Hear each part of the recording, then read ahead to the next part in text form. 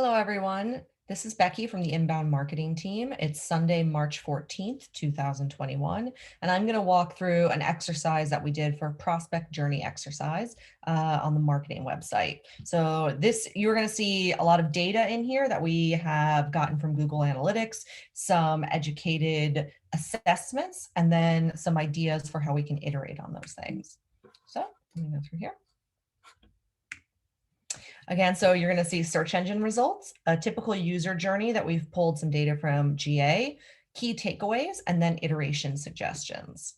So looking at our search engine results here, we pulled the top 10 keywords showing in the top 3 positions in Google. So that is the top 3 spots in Google when you put these in. And we have broken it into branded and non-branded keywords. So I'm just going to take a moment to pause here so you can take a look at the 2 of these. You'll notice in the branded, it has GitLab in it every time. And in non-branded, these are when somebody searches for this keyword and we come up in the top 3 positions. So something interesting here is in the top 3 positions for asynchronous communication, which we are known for in our remote work culture, all remote work culture. We come in the top 3 positions with a search volume of 14,800. So how do we iterate on this? These all here in the deck are linked to our epics and issues that we have within GitLab. So we want to improve the site health overall. We want to create content for our top DevOps keywords that we want to target with SEO copy targeted at those. And we want to update and create a system for internal link architecture to increase the health of our SEO. I'm going to go into the journeys a little bit. So what we're going to see here is we're going to see some Google Analytics data, and then it's going to be pieced together based on some things that we know, key takeaways, and then how we can iterate on that. So this is just a quick overview of the last 12 months. This was done March 10th to March 10th, 2020 to March 10th, 2021. And the first question we asked is, how did they get here? So this is the channel that the default channel grouping over here. So we have organic search, direct, referral, display, social, branded paid search, email, generic paid search, other, or paid search. But what's interesting when you look at this is the top 2 channels for returning prospects or organic search and referral. So going back here, if you look at the returning users, as opposed to the original user amount, organic search and referral have the closest proportion there. And returning users for organic search far outweighs everything else. So the average person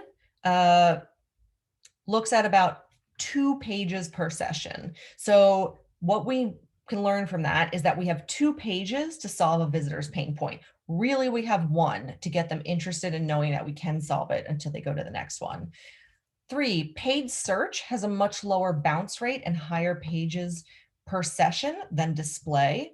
And then 4, the volume of return prospects gets here through organic search first. So that's interesting to know, is that they've come to GitLab at some point and then they've thought of GitLab for something that they want to learn, and they've put that in to Google to search for it. So how can we iterate? So a possibility is we can reallocate some resources from display to paid search. And then we can invest important iterations and testing on top pages from organic search to solve a problem in that 1 page. So really focus in on there, because we know that there are things that our prospects want, and they would likely want an answer very quickly. So where did they land? When we're looking at all users here, these are the pages that they landed on. So if you look, about.gitlab.com is by far the highest one. And then at the bottom, we have some docs.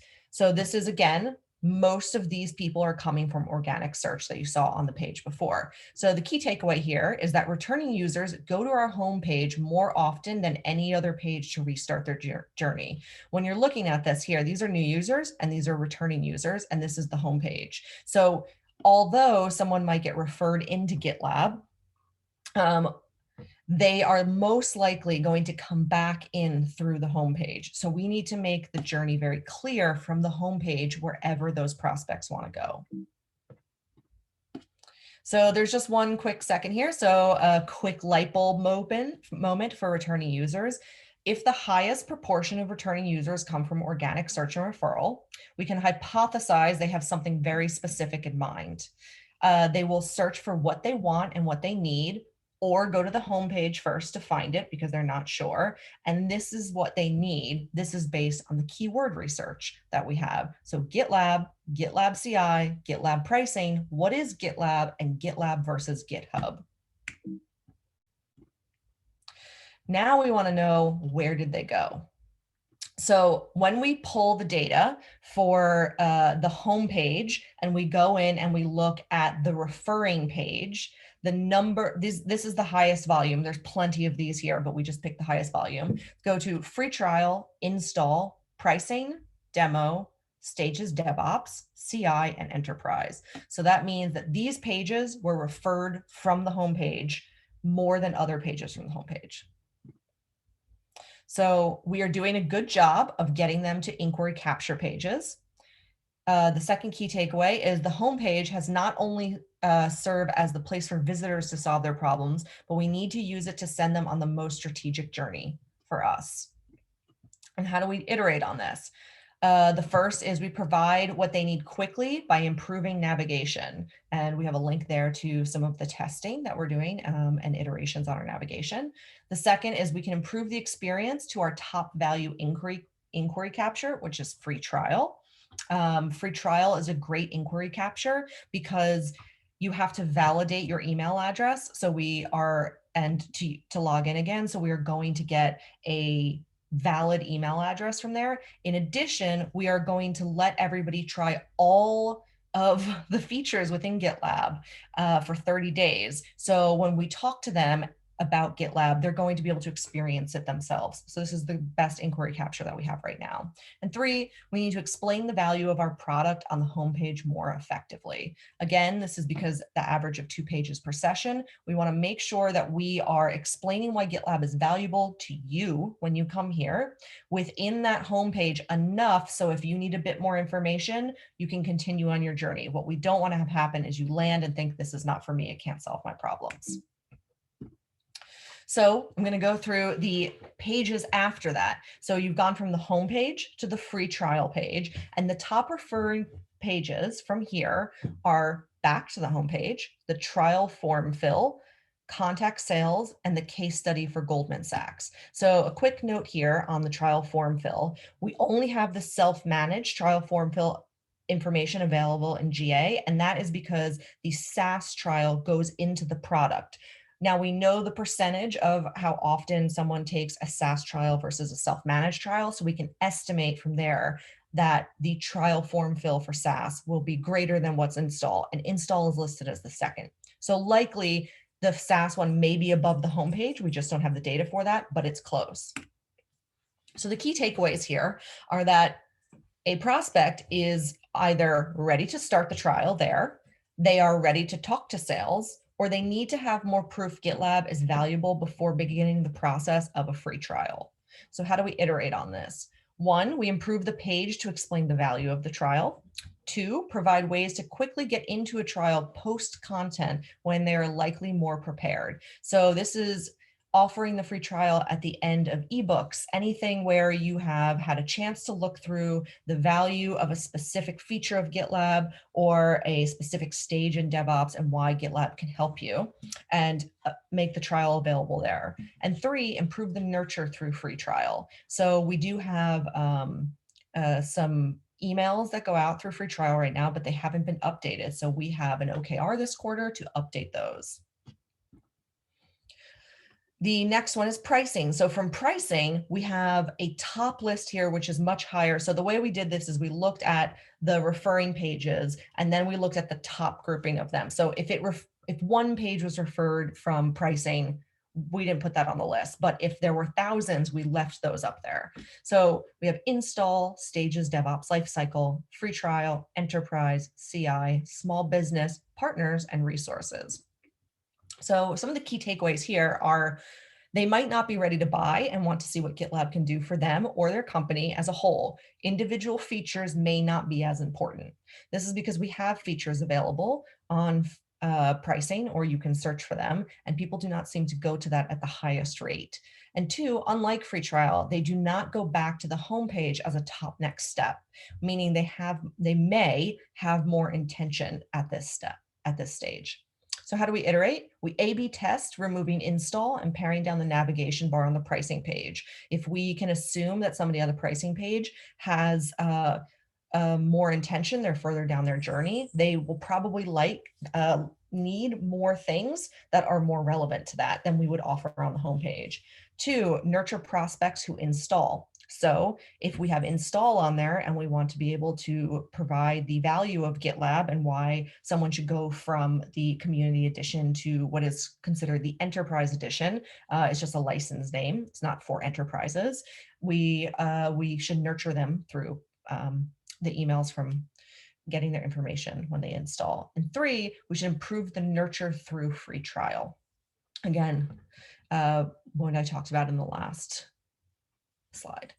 So the next page is top pages from install. So here we have pricing, homepage, free trial, install CE or EE, that is community edition or enterprise edition, stages, DevOps lifecycle, update or upgrade. So the key takeaway here is the top next pages on this one are ones that perform a number of functions in the next stage of a prospect journey. We need more data to make informed decisions.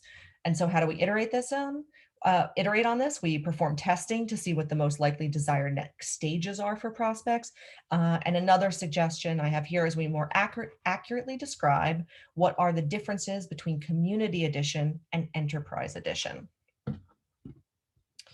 Next is demo. So this is an interesting one. So the demo goes, the only page really that has a higher volume is the home page.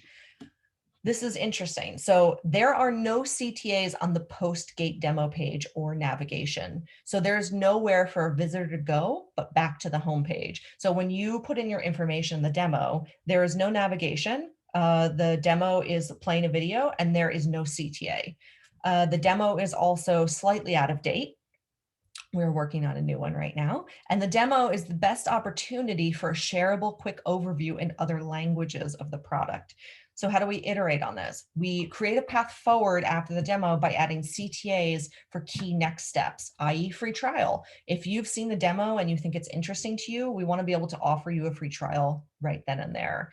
Two, update the video so it has the latest features and can explain the value of the product as accurately as possible. And three, we want to translate that demo video for anybody that doesn't speak English, because the video itself will go through the product at the appropriate level with the features and the value. And we can make that easily into other languages to share. So if you are a developer in another country and you want to bring GitLab on, but you're not quite sure how to explain to your boss the value of it, you can share this demo with them. The next page is the enterprise page. So here we have free trial, interestingly, small business, install, and stages of the DevOps lifecycle. So some key takeaways here are the prospect may need to understand why we separate the team sizes in the offer, like if the offers are different and which category they fall in. Install likely confuses why buy when I can just install the product. And they want to know what a full platform means or what solutions we offer. And how to iterate on this is we can improve the product solutions user journey. Two, we can improve case study pages to help prospects quickly see real life examples of similar companies being successful with GitLab. And three, make it more clear, create a more clear way for prospects to understand what install, trying, and buying all mean. The next and last page is CI. So here, this takes you to the ebook, single app CI/CD, pricing, the CI/CD demo, install, and free trial. So some of these things are CTAs that we offer on this page. So that's not unexpected that these would come in, but the key takeaways that we can have on here is that the prospects here seem to be in another part of their journey and are looking specifically for more information on using GitLab for CI. A top search is for GitLab CI. So returning prospects are interested in it. We have the opportunity to show the value of our platform beyond just CI. So how do we iterate? We'd like to hear from you. We have some ideas on here. One of the ideas we have is testing to see how much deeper information on CI we should put on this page, or if somebody needs to try it, GitLab, to understand the value of it. And that will be A/B testing that we would do on the page. Thank you very much. And please share all of your thoughts with us in the document, and Danielle will answer all your questions. Thank you.